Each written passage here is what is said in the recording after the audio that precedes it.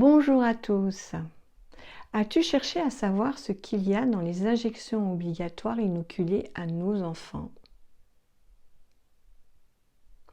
Connais-tu le nombre total d'injections que subissent nos enfants jusqu'à leurs 18 ans? Et que faire pour la santé et l'avenir de nos enfants? Ce sont les thèmes de la vidéo de ce jour. Bienvenue sur la chaîne Soins de Vie, la chaîne qui a pour ambition de t'accompagner sur le chemin de ta souveraineté en matière de santé et plus largement sur le chemin de ta souveraineté dans ta propre vie.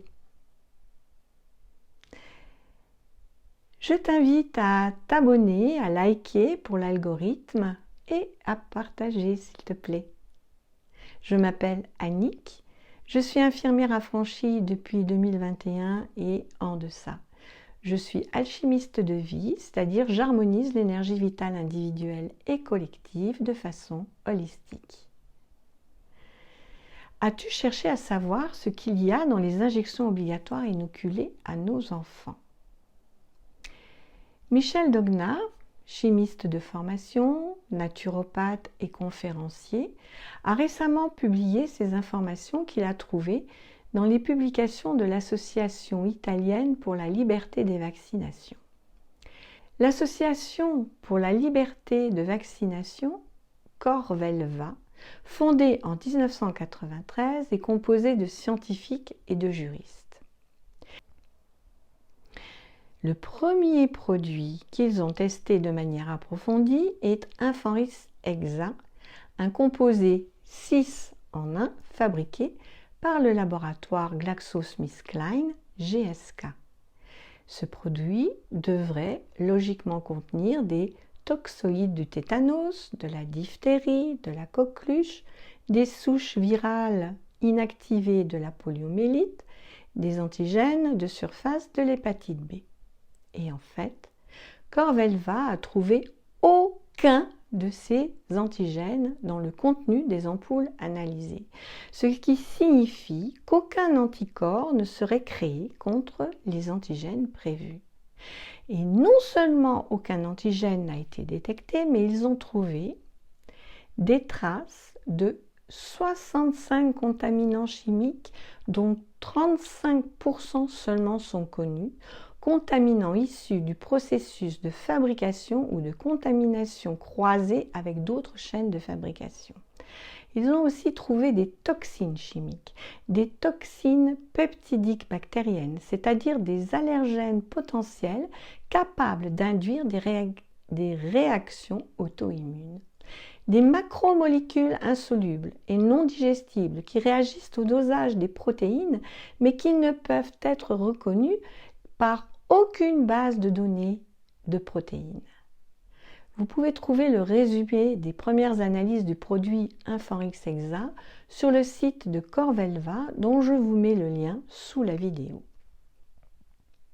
Par ailleurs, le 24 décembre 2018, Corvelva a publié une mise à jour concernant les résultats d'analyse débutés il y a quelques mois du produit Priorix Tetra, rougeole, rubéole, oreillon, varicelle, fabriqué par le même laboratoire GSK. Et dans les analyses précédentes, des problèmes au niveau des mutations dans le génome des virus et au niveau des quantités absurdes d'ADN ont été observés. L'extension des analyses chimiques protéines révèle la présence de traces de composés de contaminants résiduels, dont des traces du médicament vigabatrin et gabapentine, des antiépileptiques, d'un médicament expérimental anti-VIH, d'antibiotiques, d'herbicides, d'acaricides, donc des insecticides, de métabolites de la morphine, de Viagra, d'ADN fœtal en grande quantité, encore plus importante que la précédente analyse, dont je n'ai pas connaissance de la date exacte, et qui correspondrait à environ 325 fois la limite maximale fixée légalement. Des cellules issues de bébés avortés font donc partie de la composition des injections obligatoires et des injections expérimentales et, on va dire, traditionnelles, et c'est connu et utilisé depuis les années 1960. Quand on apprend cela, il y a de quoi avoir peur. Pourquoi tous ces produits chimiques et toxiques pour nos enfants? Pourquoi, en sachant cela, les autorités font la sourde oreille et poursuivent l'obligation d'injecter ces produits? C'est bien la question. Non seulement ces produits sont inefficaces, ils sont aussi dangereux pour la santé de nos enfants et plus largement de chaque individu à plus ou moins long terme. Dis-moi en commentaire ce que tu penses de tout cela. Quelle réaction cela te suggère? Ose partager tes réflexions sur le sujet. Je serai ravie d'échanger avec toi. Et pour aller plus loin dans la réflexion, connais-tu le nombre total d'injections que subissent nos enfants jusqu'à leurs 18 ans? 108. C'est le nombre d'injections de ces produits entre 0 et 18 ans. Énorme, non? Petit aparté, j'ai appris qu'en Espagne, les ex-ministres de la Santé sont poursuivis après les décès d'enfants à la suite des injections expérimentales de Pfizer. Je ferme la parenthèse. Revenons au thème de ce jour. Alors, que faire pour la santé et l'avenir de nos enfants? Pour toi qui cherches à reprendre en main ta souveraineté, je te donne quelques pistes de réflexion. Tout d'abord, quand on lit les textes de loi du Code de la santé concernant ces obligations d'injection, il est noté clairement qu'elles sont obligatoires pour l'entrée en collectivité. En d'autres termes, pas de collectivité, pas d'injection. En France, seule l'instruction est obligatoire et celle-ci l'est à partir de 3 ans. Alors, ce peut être de faire le choix de s'occuper des petits-enfants à tour de rôle si on vit en couple, à domicile. Ou, si c'est compliqué, ce pourrait être de se regrouper par quartier ou par village, entre parents et accompagner ou instruire les enfants à domicile. Se regrouper avec d'autres parents pour faire l'école à la maison et partager les cours et ou les frais.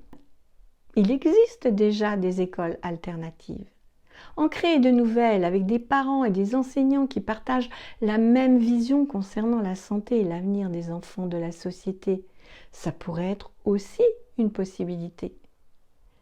Si l'enfant est scolarisé, qu'on ne peut pas déscolariser pour X ou Y raison, que c'est compliqué, il est alors important, pour éviter des réactions désagréables, pour pas dire coercitives, de faire toutes les visites médicales obligatoires, d'accepter les injections recommandées sur le principe et de ne pas les faire. Sache qu'à partir de 6 ans, les rappels sont seulement recommandés. Pour ceux qui ont reçu ces injections empoisonnées, il existe en homéopathie des traitements adaptés pour évacuer les excipients indésirables. Il existe aussi d'autres moyens encore pour se détoxer de ces substances. Et actuellement, de nombreuses recherches sont en cours dans le monde entier dans ce sens face à ce fléau, car c'est un fléau. D'un point de vue spirituel, rien n'arrive au hasard. L'âme s'incarne avec une mission bien précise afin de s'élever davantage. Soit sa mission est de faire prendre conscience aux autres ce que celles-ci doivent développer pour se réaliser par différents moyens qui peuvent même paraître antagonistes. Soit sa mission est d'accompagner ces âmes vers l'élévation de leur conscience et leur mieux-être physique, émotionnel et ou mental. Soit sa mission est de créer le nouveau monde auxquels l'humanité aspire en étant peut-être des exemples à suivre. Ce dont je parle là, ce sont de grands axes de mission. D'autres t'en parleront mieux que moi.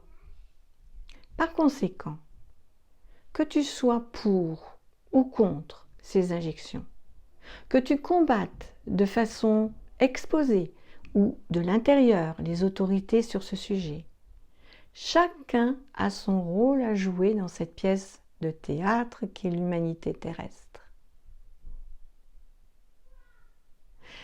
Il importe donc d'avoir connaissance de ce qui est, d'analyser les données sans jugement, de prendre du recul par rapport aux événements, de se donner les moyens de déjouer les pièges tendus. Pour cela, se regrouper, s'unir et s'épauler mutuellement me semblent être les premiers pas, non des moindres, certes, pour participer à la création du monde de demain. En conclusion, de plus en plus de gens prennent conscience de la manipulation mondiale en matière de santé et se regroupent en associations. Des avocats, des médecins, des scientifiques indépendants défendent leurs causes et les aident juridiquement à dénoncer ces obligations abusives et médicalement à répondre aux nouvelles conséquences de ces injections expérimentales. L'être humain possède un pouvoir plus important que ce qu'il croit, que tout produit chimique injecté. C'est celui de l'auto-guérison. Son plus grand pouvoir est celui de l'amour. L'amour de soi avant tout qui, n'en choque certains, prévaut et précède à l'amour des autres. Je m'arrête là pour aujourd'hui. N'hésite pas à liker, à t'abonner, à partager. Je te donne rendez-vous la semaine prochaine. D'ici là, prends soin de toi dans l'amour. Prendre soin de soi, c'est se garantir une vie en harmonie. Bye!